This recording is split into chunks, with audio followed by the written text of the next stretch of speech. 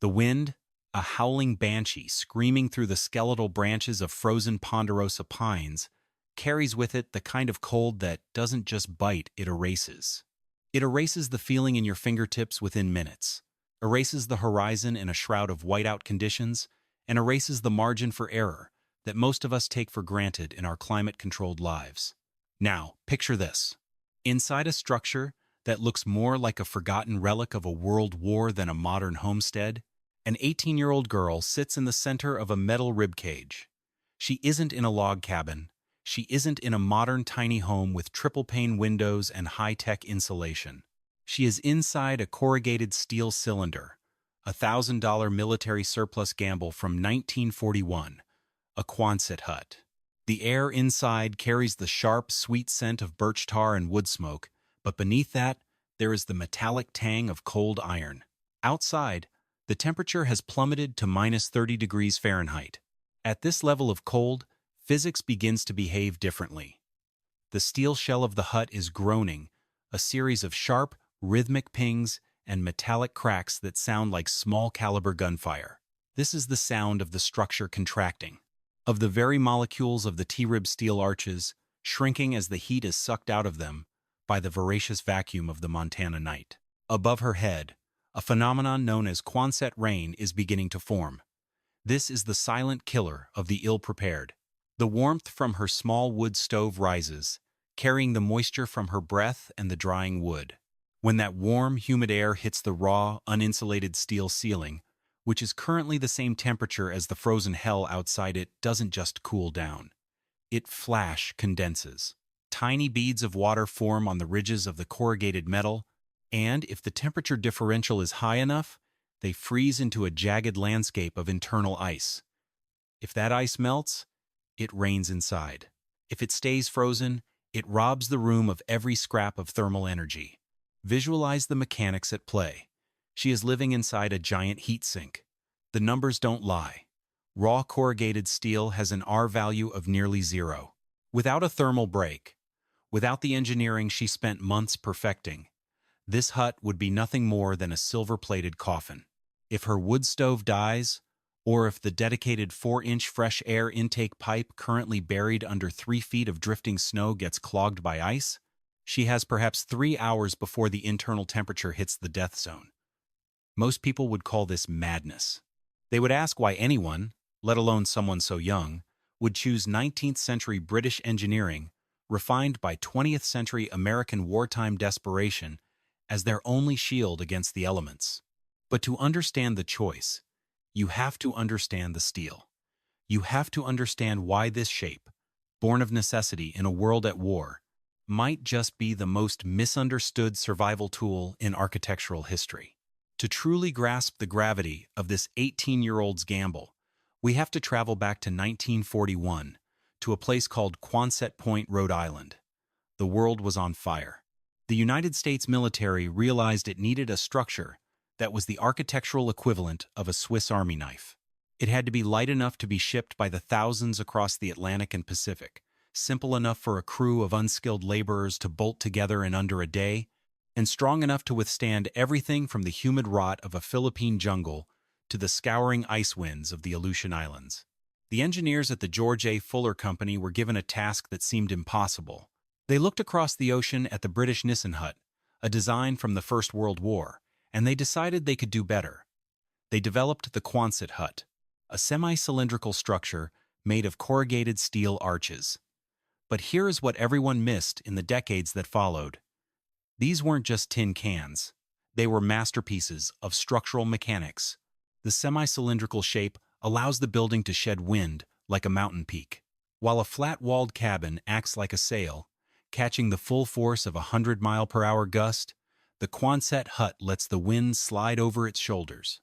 After the Second World War ended, the government found itself with a massive surplus of these steel skeletons.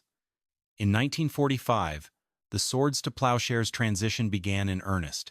These arches, originally intended to house bombers and battalions, were sold to civilians for roughly $1,000.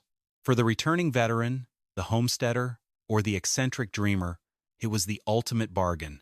It was the American dream in a box. a 20 by 40-foot space that could be erected on a concrete slab or a wooden floor. However, this is where the traditional narrative of the cozy Quonset hut begins to fall apart. In the late 1940s and early 1950s, thousands of these structures were erected across the northern United States, and very quickly, people started to die. Or, at the very least, they suffered. They forgot the most basic law of thermodynamics. Steel is a conductor, not an insulator. Those who moved into raw surplus huts without understanding the physics of the thermal bridge found themselves living in a structure that was a furnace in the summer and a deep freezer in the winter. Consider the weight of that reality.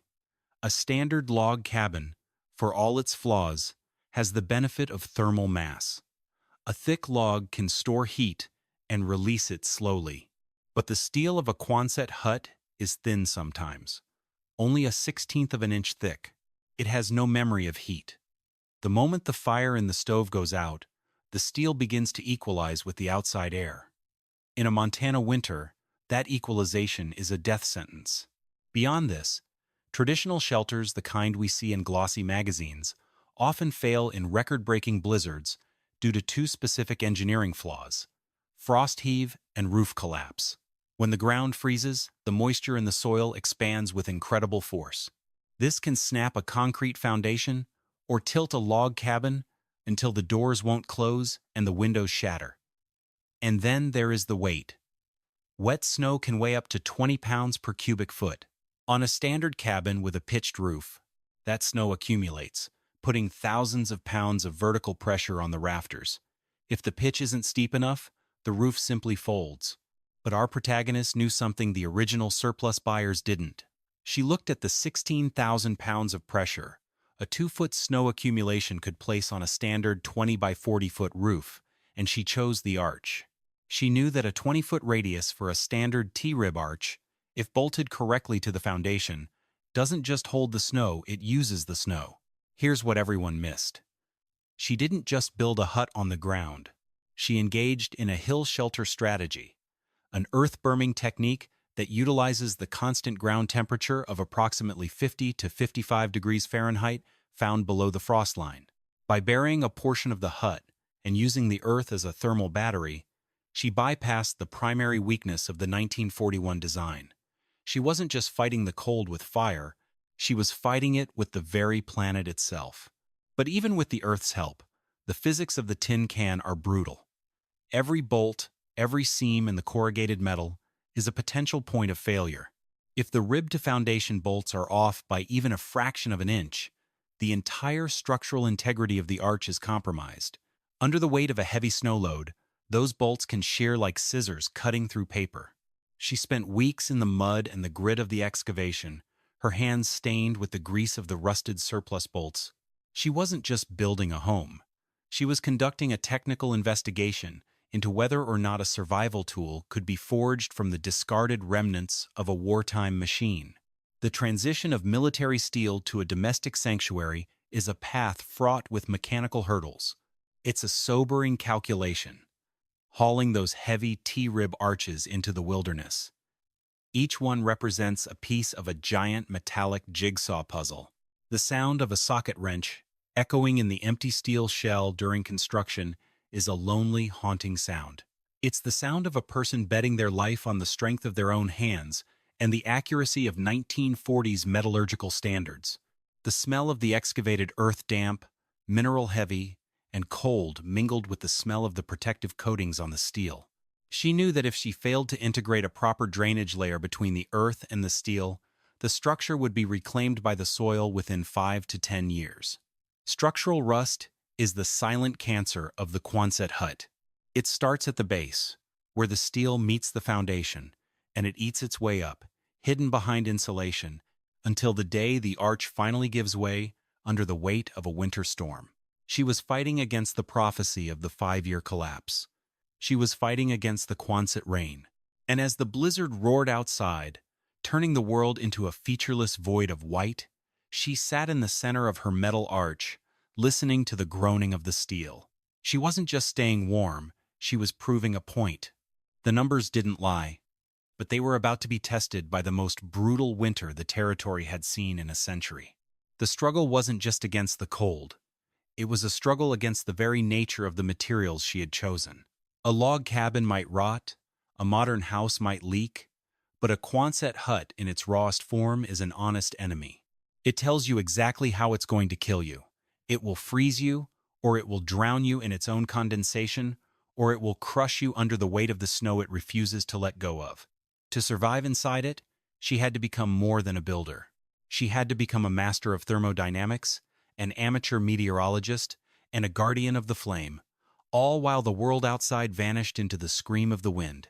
To understand the miracle of why this steel shell hasn't folded under the weight of a Montana winter, we have to look at the very first shovel of dirt moved from the frozen earth. Because the survival of the 18-year-old inside didn't start with the first fire in the wood stove. It started with an excavation. The site she chose was a south-facing slope, a deliberate calculation to maximize what little solar gain the northern hemisphere offers during the short, brutal days of December.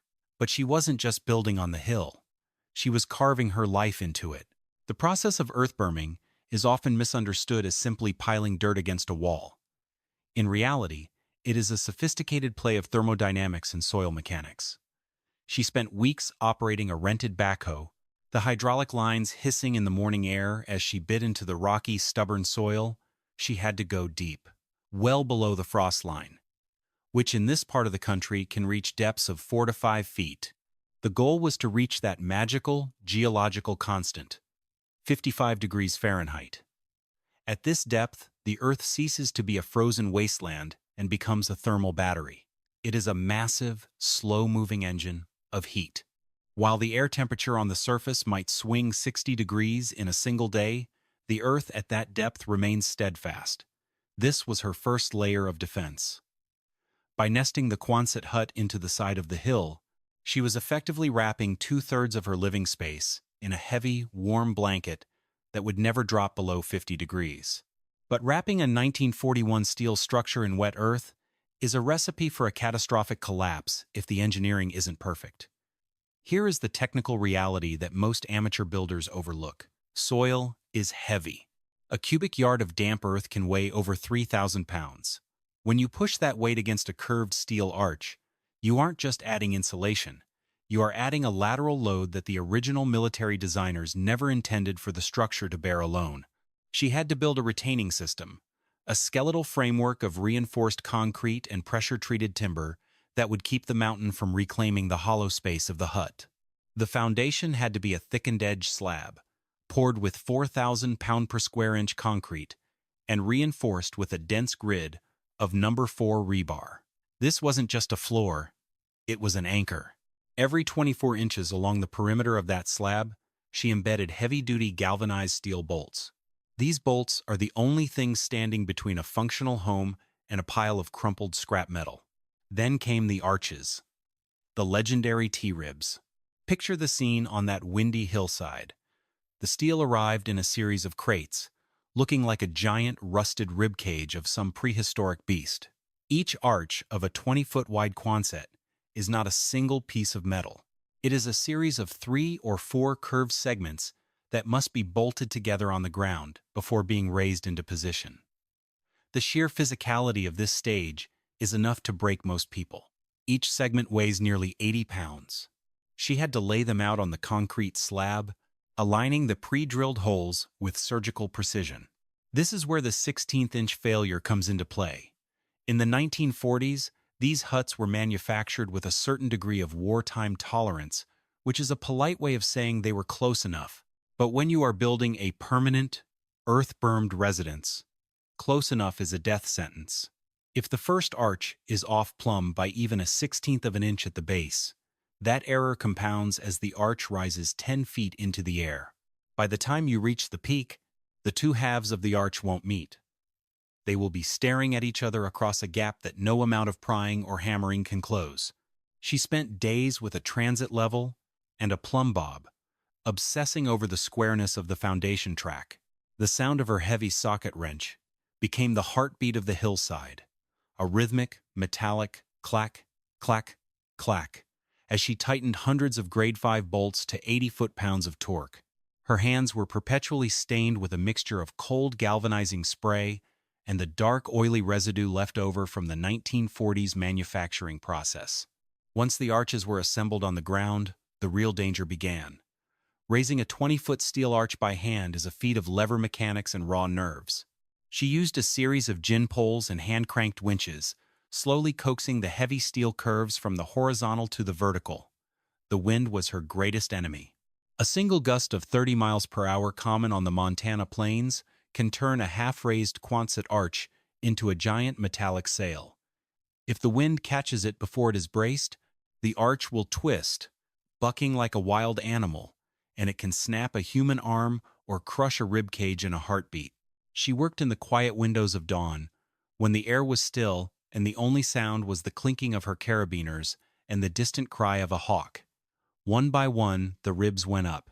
As each arch was secured to the foundation bolts, she installed the purlins, the horizontal steel beams that tie the ribs together and provide the structural rigidity needed to prevent the domino effect. With the skeleton complete, she stood inside the hollow, ringing space of the hut.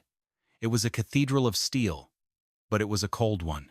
Without the skin, the wind whistled through the ribs with a haunting, flute-like tone. The next step was the corrugated sheathing. This is the armor of the Quonset. These sheets are made of heavy-gauge galvanized steel, designed to overlap by 2 corrugations to create a watertight seal.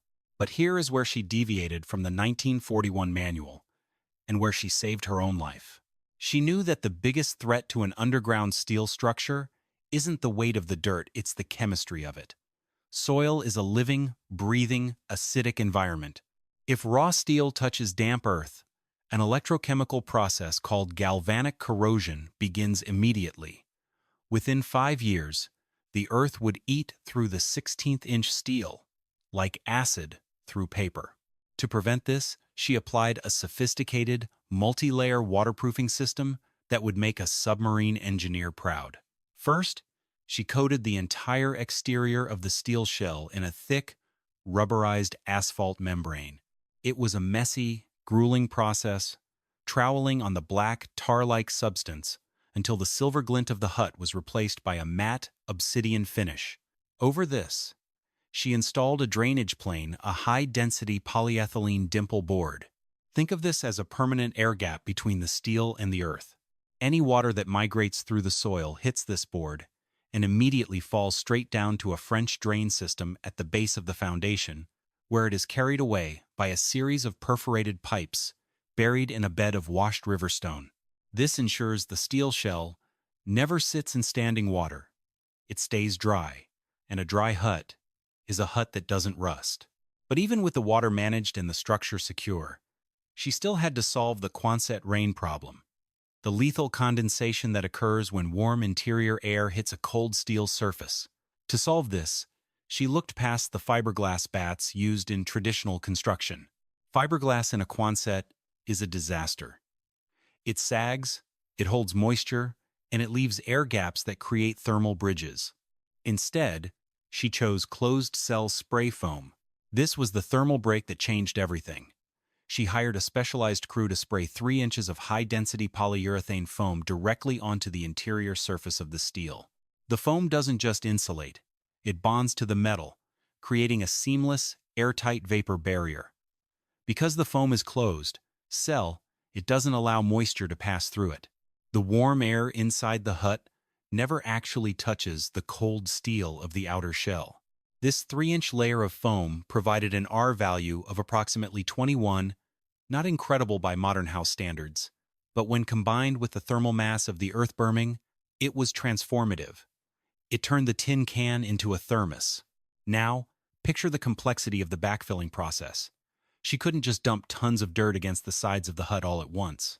If she loaded one side more than the other, the lateral pressure would shove the entire structure off its foundation or cause the arches to egg, flattening the top of the curve. She had to backfill in lifts 12-inch layers of soil, compacted carefully, alternating from one side of the hut to the other. It was a slow, methodical dance between the machine and the metal. As the soil rose, the hut began to disappear. The industrial, military silhouette was slowly replaced by a soft, grassy mound. To the casual observer, it looked like a natural feature of the landscape. But beneath that grass was a fortress of 1940s metallurgy and 21st century chemical engineering. Inside the hut, the atmosphere changed completely. The ringing metallic echo was gone, replaced by a heavy subterranean silence. The temperature, even without a fire, stabilized at that constant 55 degrees. She had successfully tapped into the Earth's heartbeat. But there was one final, invisible hurdle she had to clear. And this is the part where most DIY survivalists meet their end. In a structure this airtight, buried under tons of earth and snow, you aren't living in a house. You are living in a lung. And that lung needs to breathe. The wood stove she installed, a small cast-iron workhorse, requires oxygen to function. In a drafty log cabin, the stove pulls air through the gaps in the windows and doors. But in her earth-bermed, spray-foamed Quonset, there are no gaps. If she lit a fire without a dedicated air intake, the stove would quickly consume all the oxygen in the living space, creating a vacuum that would eventually pull carbon monoxide back down the chimney and into the room while she slept. She engineered a dedicated 4-inch fresh air intake pipe. This pipe travels from the outside, deep underground to pre-warm the air to 55 degrees, and terminates directly under the hearth of the stove. This is a closed-loop combustion system. The fire breathes the outside air, and the occupants breathe the inside air. Additionally, the chimney itself had to be a work of high-stakes engineering. A standard single-wall stovepipe would radiate enough heat to melt the snow around the roof penetration. In a major blizzard, that melted snow would then refreeze, creating a snow bridge, a hollow dome of ice over the chimney. This bridge can trap the rising exhaust gases, forcing the carbon monoxide back into the hut. To prevent this, she used Class A double-wall insulated chimney pipe, which stays cool on the outside even when the interior is screaming hot. She extended the pipe 6 feet above the highest point of the hut, bracing it with aircraft-grade stainless steel cables to ensure it could withstand the 100-mile-per-hour winds that frequently scour the Montana ridges. She also had to account for the weight of the snow on the brows, the front and back vertical walls of the hut that aren't protected by the Earth-Berm. These walls are the weak points of the Quonset design. While the arches can support incredible loads, the flat end walls can be pushed in by a heavy snowdrift. She reinforced these walls with 2x6 framing, anchored into the steel ribs with heavy-duty self-tapping screws and backed by 3/4-inch structural plywood. The windows in these end walls are triple-pane, gas-filled units, the most expensive part of the build. They are the only thermal holes in her fortress.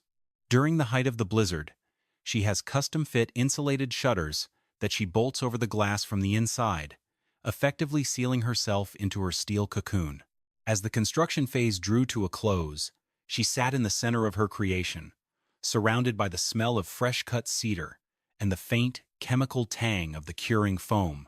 She had spent nearly $10,000, 10 times the original 1945 surplus price. But she had created something that the original military engineers would barely recognize. She had taken a structure designed for temporary wartime utility and turned it into a permanent vessel for survival.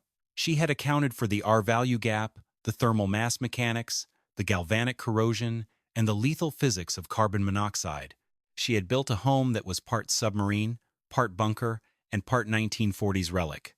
And she did it all with the knowledge that the numbers don't lie. If her math was off by even a few percentage points, if her BTU calculations for the wood stove were too low, or if her drainage layer was too thin, the mountain and the winter would find the weakness. The sound of the first snow of the season hitting the exposed front brow of the hut was a soft, percussive hiss. Inside, the thermometer read 68 degrees. The earth was holding. The arches were holding. The 1941 gamble had been laid down, and the first true test of the thermodynamics of isolation was about to begin. She wasn't just an 18-year-old in a tin can anymore. She was the operator of a complex, hand-built survival machine.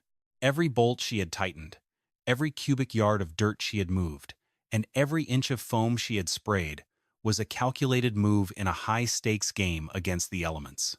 The tin can was no longer a military surplus item. It was a definitive study in how to live, where the world says life shouldn't be possible. The historical tension of the Quonset point design the swords to plowshares dream was finally being realized in its most extreme form. This wasn't about rugged individualism for the sake of an ego. It was about the technical reconstitution of what it means to be safe. In the middle of the frozen wilderness, under the weight of 16,000 pounds of potential snow load, she had created a space where the laws of physics were working for her rather than against her. And as the sun dipped below the horizon on that first evening of the storm, casting a long blue shadow across the mound of her home, the only sign of her existence was a thin, steady plume of wood smoke rising from a steel pipe, a lonely, defiant signal of life in a world of white. This was the architecture of the arch, a 1941 solution for a 21st century struggle.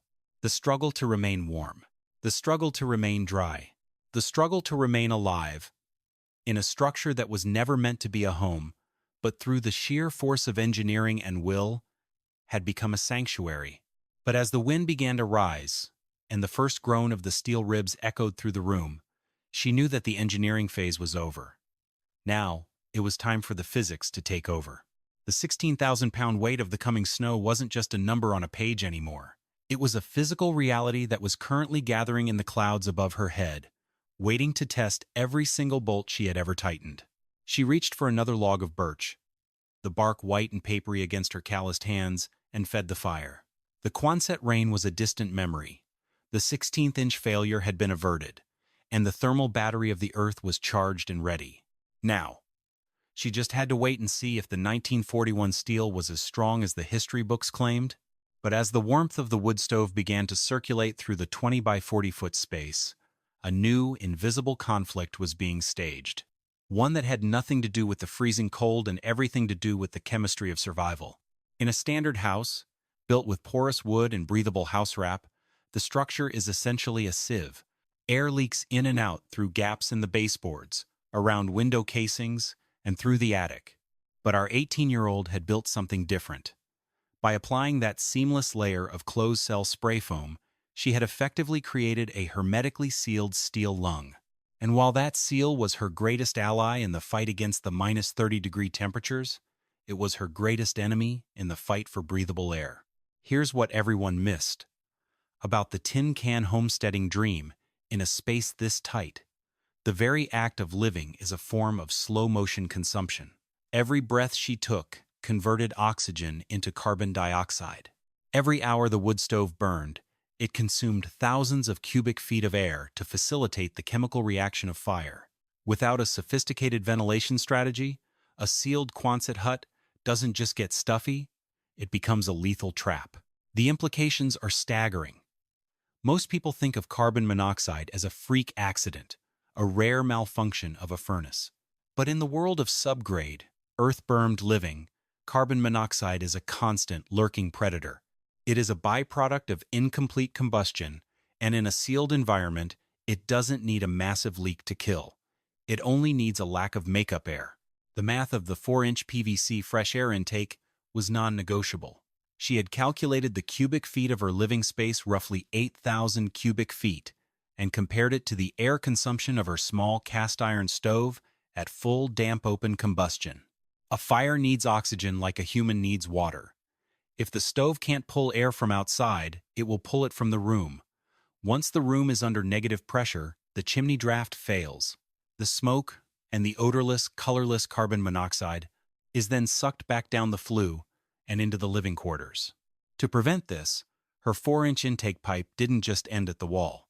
It traveled 30 feet through the earth, a technique known as a ground-to-air heat exchanger. As the frigid, minus 30-degree air traveled through that buried pipe, it absorbed the constant 55-degree warmth of the soil. By the time the air reached the stove, it had been pre-warmed, ensuring that the fire wasn't being fed air that would shock the combustion chamber and lower the efficiency of the burn. But even with the intake, there was the problem of the snow bridge. Now, picture this. The blizzard outside is dropping inches of snow every hour. The wind is swirling that snow into massive drifts that can reach the height of the hut's roofline. As the hot exhaust gases sometimes reaching temperatures of 400 degrees, exit the top of the Class A double-wall chimney. They create a localized pocket of warmth. This melts the surrounding snow, turning it into water. But as soon as that water moves a few inches away from the heat source, it hits the sub-zero air and flash freezes. Over several hours, this cycle creates a hollow, icy dome over the chimney, a bridge that looks solid from the outside, but is empty within. If that bridge grows large enough, it acts as a cap. The exhaust gases have nowhere to go. They hit the ice ceiling, cool down, and then sink back into the chimney pipe. This is the moment when the invisible killer enters the room. Most standard carbon monoxide detectors are designed for suburban homes. They are rated to operate in a range of 40 to 100 degrees Fahrenheit. But she knew that in the event of a heating failure, the temperature near the floor of her hut could drop to near zero before she even woke up. She had to source specialized low-temperature lithium battery detectors specifically designed for unheated industrial spaces. These sensors don't just look for a high concentration of the gas, they look for the time-weighted average. They are the silent sentinels of her steel cathedral. Every evening, before the sun disappeared and the whiteout conditions made it impossible to see the end of her hand, she would perform a manual test. The sharp, piercing chirp of the monitor echoing off the curved steel ribs was a reminder that her life was dependent on a series of sensors and pipes. The numbers don't lie. At 30 parts per million, carbon monoxide can cause a slight headache. At 400 parts per million, it's life-threatening within 3 hours. In a sealed Quonset hut of 8,000 cubic feet, it only takes a few minutes of backdrafting for the levels to hit that critical threshold. And then there was the ongoing battle with Quonset Rain. Even with the closed-cell foam, the thermal physics of a Montana winter are relentless. The girl noticed that during particularly cold snaps, the few exposed steel bolts, the ones she had used to mount her interior shelving directly to the T-rib arches, began to grow ice. These bolts acted as thermal bridges, tiny conduits that bypassed the 3 inches of foam and allowed the -30-degree cold to reach into the 70-degree room. Each bolt head became a seed for condensation. Moisture from her cooking, her breath, and the wood-drying process would find these cold spots.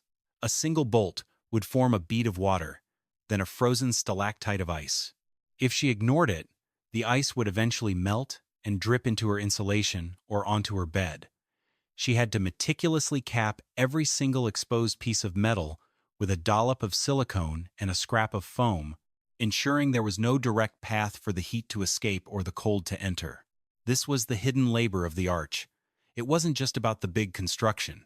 It was about the microscopic management of thermal leaks. She was living in a delicate balance between the Earth's 55-degree mass, the wood stove's 20,000 BTU output, and the atmosphere's attempt to equalize the two. As the second night of the storm descended, the barometer on her wall began to plummet. It was a rapid, sickening drop in pressure that signaled the arrival of the blizzard's core. This wasn't just a snowstorm anymore. It was a meteorological event, a bomb cyclone of the high plains. The wind shifted from a steady roar to a series of rhythmic, pulsating gusts that hammered against the front brow of the hut with the force of a physical blow. The sound inside the Quonset changed. In a wood-framed house, you hear the creaking of timber and the rattling of shingles.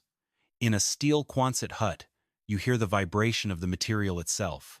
The arches began to hum, a low-frequency thrumming that she could feel in her teeth. It was the sound of the steel being tensioned, of the arches being pushed to their structural limits. The snow was no longer falling. It was being driven horizontally, a white wall of frozen grit that scoured the galvanized surface of the exposed steel. Within 3 hours, the front windows were completely obscured by drifts. The world outside had ceased to exist. She was now truly isolated, a single spark of life buried beneath a mountain of white and steel. The physics of the snow load were about to be put to the ultimate test. A standard dry Montana snowflake is light, but the moisture content of this particular storm was unusually high. This was wet snow, the kind that clings to surfaces and packs down into a dense, heavy mass. According to the data, this type of snow can weigh up to 20 pounds per cubic foot. She did the math in her head. sitting by the flickering light of a battery-powered LED lantern. Her roof surface area was approximately 800 square feet. If the snow accumulated to a depth of just 2 feet across the top of the arch, the total weight resting on her 1941 T-ribs would be 16,000 pounds. Recognize the gravity of this situation. 8 tons of pressure was currently being exerted on the steel ribs she had bolted together with her own hands. If the arches were perfectly vertical, the weight would be transferred directly down to the concrete foundation. But if the weight shifted, if the wind created an uneven drift on one side of the hut, it would create a non-uniform load. This is the nightmare scenario for a Quonset builder. An uneven load tries to roll the arch, pushing one side in and pulling the other side out. The groaning began around midnight. It wasn't the sharp ping of thermal contraction she had heard before. This was a deep, guttural protest from the metal. The steel was settling. The bolts were seating themselves deeper into the foundation track under the immense pressure. Every few minutes, a loud crack would echo through the room as a particularly heavy layer of snow slid a few inches down the curve of the roof, redistributing the weight in a sudden, violent shudder. She couldn't sleep. She sat at her table, her eyes fixed on the ceiling, watching the curved lines of the ribs. She was looking for deflection, the subtle bowing of the steel that indicates the material is reaching its yield point. If the steel yields, it doesn't just bend, it loses its structural memory. Once an arch deforms, it can never regain its strength. The wind speed was now gusting to 85 miles per hour. At this velocity, the wind creates a lift effect on the leeward side of the hut, similar to the wing of an airplane, while simultaneously exerting massive crushing pressure on the windward side. The hut was caught in a tug-of-war between the crushing weight of the snow and the lifting force of the gale. She realized she had a problem. The chimney. Despite the Class A insulation, the sheer volume of snow was threatening to overwhelm the pipe. If the drift reached the top of the chimney, the fire would suffocate within minutes. She put on her heavy Arctic parka, her goggles, and her face mask. She had to go out. Opening the heavy, reinforced door was like trying to open a pressurized hatch. The wind was pushing against the door with hundreds of pounds of force. She had to use her shoulder, heaving with everything she had, just to create a 6-inch gap. In an instant, the interior of the hut was filled with a swirling vortex of snow and ice. The temperature near the door dropped 40 degrees in seconds. She squeezed through the opening and was immediately knocked to her knees by the wind. The world was a screaming, featureless void. She couldn't see the chimney. She couldn't even see the ground. She had to feel her way along the side of the hut, her gloved hands sliding over the black, rubberized membrane of the Earth-Berm. She found the chimney pipe by the heat it radiated. The snow had drifted nearly 5 feet high against the leeward brow of the hut, just inches away from the top of the flue. She pulled a collapsible shovel from her belt and began to dig. It was a frantic, desperate motion. Every shovelful of snow she cleared was immediately replaced by the wind. Her breath was coming in ragged gasps, her goggles were fogging, and the cold was beginning to penetrate her layers. This was the raw, unvarnished reality of the thermodynamics of isolation. The engineering doesn't just happen on a computer program or a blueprint. It happens in the middle of the night, in a -30-degree gale.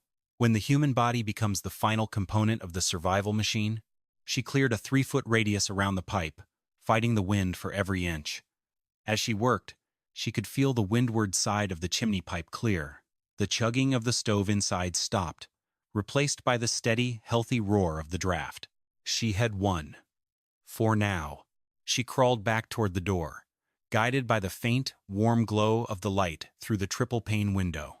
When she finally stumbled back inside and bolted the door, she collapsed onto the floor, her chest heaving, her eyelashes matted with ice. She looked at her thermometer. Despite the door being open for only a minute, and the brutal conditions outside, the temperature in the center of the hut had only dropped to 62 degrees. The Earth-Berm and the thermal mass of the concrete slab were doing their job. They were holding the heat, acting as a buffer against the chaos outside. But as she lay there, she heard the steel groan again. This time, it was louder, a long, screeching sound of metal sliding against metal. She looked up and saw it. Near the peak of the third arch, a small ripple had appeared in the spray foam. The 16,000-pound weight was no longer just a theoretical calculation. The snow was beginning to compress the arch. The T-rib was starting to squat. This was the moment of truth for the 1941 design. The military had rated these huts for a 50-pound per square foot snow load, but that was for a factory-new structure in a controlled environment. Her hut was a surplus relic, modified and buried under tons of Montana soil. Had the Earth-Berming added to the strength by providing lateral support, or had it weakened the arch by restricting its ability to flex? She stood up and walked to the center of the room, placing her hand against the curved wall. She could feel the vibration of the wind, but beneath that, she felt a terrifying stillness. The steel was under such extreme tension that it felt like a guitar string tuned to the breaking point. Visualize the mechanics at play. In a semi-cylinder, the strength comes from the compression ring effect. As long as the circle remains true, the weight is distributed evenly. But the moment the top of the circle flattens, even by an inch, the geometry changes. The weight is no longer being pushed down the ribs, it starts pushing out against the side walls. She looked at the base of the arch, where the 16th-inch steel met the foundation bolts. If those bolts sheared, the entire structure would flatten like a stepped-on soda can. The lives of thousands of soldiers in the Aleutian Islands had depended on this very same engineering, but they had crews of men to clear the roofs. She was alone. She spent the next 4 hours in a state of hypervigilance, moving from arch to arch, checking the plumb lines she had marked on the floor during construction. She was measuring the deflection with a simple piece of string and a weight. 1 inch, 1.5 inches, 2 inches. At 2 inches of deflection, the spray foam began to crack. Small white flakes of polyurethane fell like internal snow onto her wooden floor. The groaning of the steel was constant now, a symphony of mechanical stress. But then, the frequency of the sound changed. The deep guttural groans were replaced by a series of sharp, rapid pops. She realized what was happening. The wind, in its 85-mile-per-hour fury, was actually helping her. The lift effect on the leeward side of the hut was becoming so strong that it was physically pulling the snow off the roof. A massive slab of frozen snow, thousands of pounds of it suddenly broke free and slid down the curve of the hut, slamming into the earth berm with a thud that shook the entire hillside. Immediately, the arch sprang back. The deflection decreased from 2 inches to less than half an inch. The steel had stayed within its elastic limit. It had bent, but it hadn't broken. The numbers don't lie. The arch was designed to survive this. The engineers at Quonset Point in 1941 hadn't just built a hut. They had built a shape that understood the wind. As the first light of dawn began to bleed through the top of the drifts covering her windows, the wind finally began to die down. The bomb cyclone had passed, leaving behind a world that was unrecognizable. The girl sat by her wood stove, clutching a cup of coffee. Her hands were still shaking from the adrenaline and the cold. She looked around her tin can sanctuary. The foam was cracked in a few places, and there was a new dent in the front brow where a branch had struck it, but the structure was standing. The invisible killer had been kept at bay by a 4-inch PVC pipe and a low-temp sensor. The Quonset Rain had been defeated by a vapor barrier, and the 16,000 pounds of Montana winter had been conquered by a semi-cylindrical shape born of wartime necessity. She had survived the climax of the storm, but the true reveal was yet to come. She needed to know the data. She needed to see if her thermal battery had actually held its charge, or if she had burned through her entire winter's supply of wood in just 48 hours. As she looked at the digital thermometer on her desk, she saw a set of numbers that made her breath catch. Outside, the temperature was still a brutal minus 35 degrees in the wake of the front. But inside, without the stove even running at full capacity, the temperature was a steady, defiant 68 degrees. The thermodynamics of isolation wasn't just a theory anymore, it was a proven fact. She had taken a $1,000 piece of military history and turned it into the most efficient, thermally stable structure on the mountain. But as she looked out the small, cleared patch of her triple-pane window at the vast, white silence of the Montana wilderness, she knew that the battle wasn't over. Survival in a Quonset hut isn't a one-time event. It's a continuous negotiation with the laws of physics. The snow was still there, the cold was still there, and the tin can was still the only thing standing between her and the void.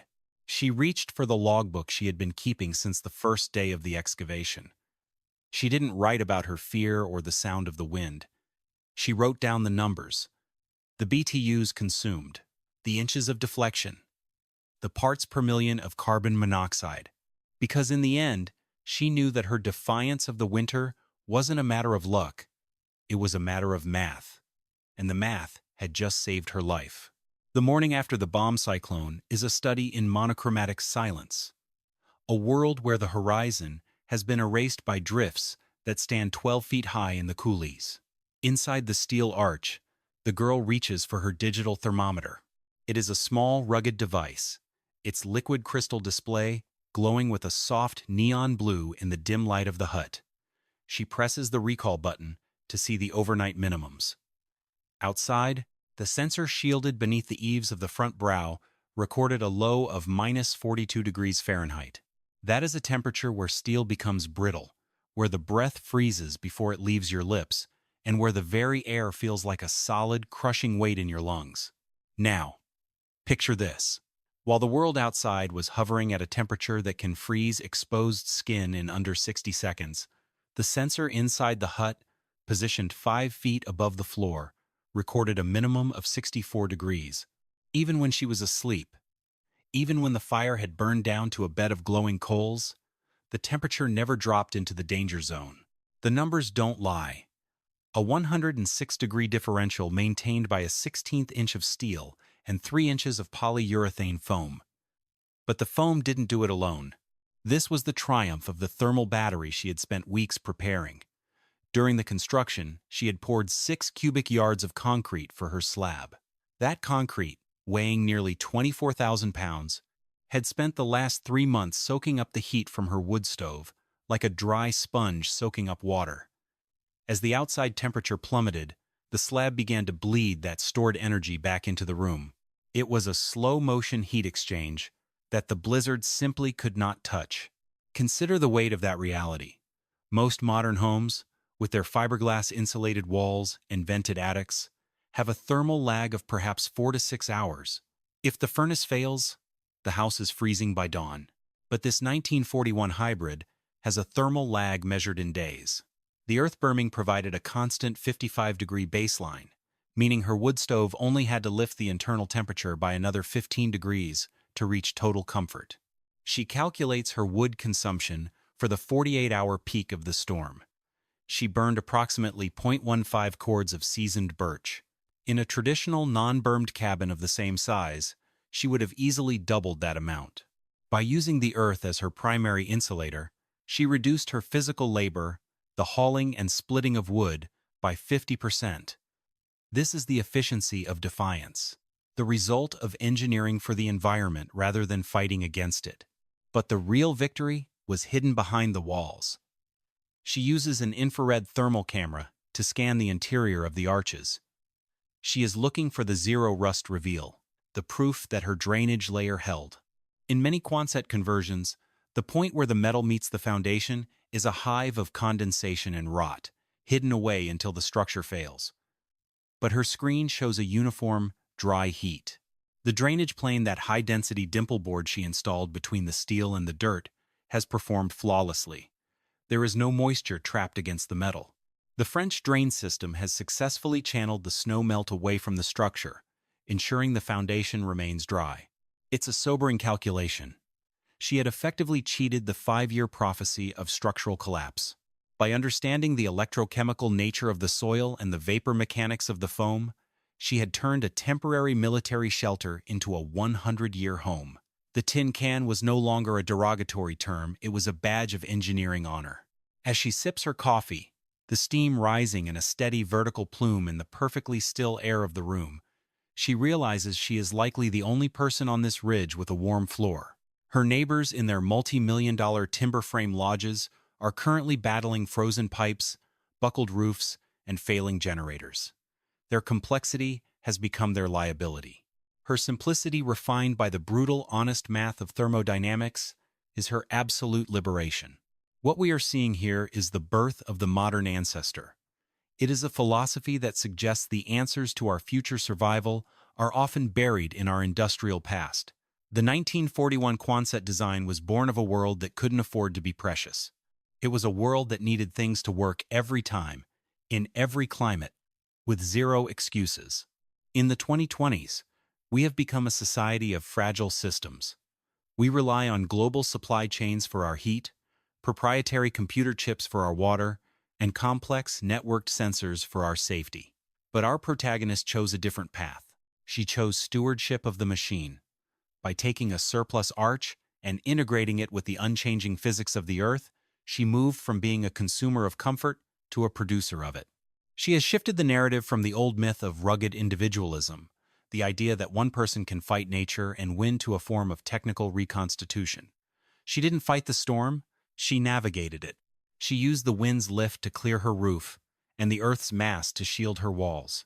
She transformed a weapon of war into a vessel for peace, a 1940s relic into a 21st century sanctuary. However, here's what everyone missed about the romanticized dream of the off-grid life. It is high-stakes engineering. This is a mandatory safety warning for anyone inspired by this steel definitive study. Do not attempt a subgrade or Earth-Bermed Quonset build without a certified structural engineer. The lateral loads of the soil and the crushing weight of wet snow are lethal forces that can flatten an unreinforced arch in seconds. A mistake in your bolt torque or a failure in your drainage layer will result in a catastrophic and likely fatal structural failure. The carbon monoxide levels must be monitored. The risk in a sealed, foam-insulated structure is absolute. You must install a dedicated pre-warmed fresh air intake for any combustion appliance and utilize multiple low-temperature, battery-operated carbon monoxide detectors. The invisible killer does not care about your survivalist aesthetic. Without proper ventilation and constant monitoring, the very seal that keeps you warm will be the seal that ends your life. As the sun finally breaks through the remaining clouds, casting a brilliant, blinding light across the new-fallen snow, the hut is almost invisible. From the valley below, you would never know it was there. It looks like a gentle, white-capped hill, a natural part of the Montana landscape. But if you look closely, you will see it. A small, steady ribbon of birch smoke rising from the center of the drift. It is a signal from 1941, broadcast into the modern world. It tells us that when the systems fail and the blizzards scream, there is still a place for the arch. There is still a place for the math.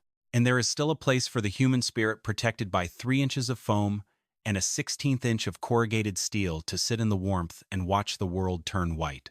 The tin can had survived. And in doing so, it had proven that sometimes, to move forward into an uncertain future, we must first look back at the steel skeletons of our past and remember how to build things that last. The numbers don't lie, and the winter is only just beginning.